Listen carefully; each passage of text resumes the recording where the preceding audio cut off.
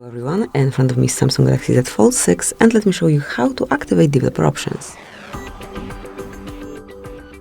First of all, open the settings. So that's the first step.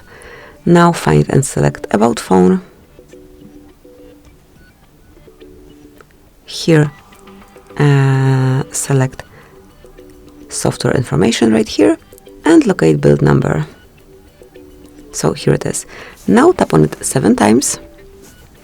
And now you have to enter your screen lock pattern. As you can see, after that, developer options are unlocked.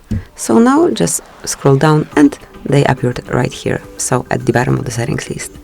Now use them however you like, do whatever you want, and that's it. So thank you for watching. Please subscribe our channel and leave the thumbs up.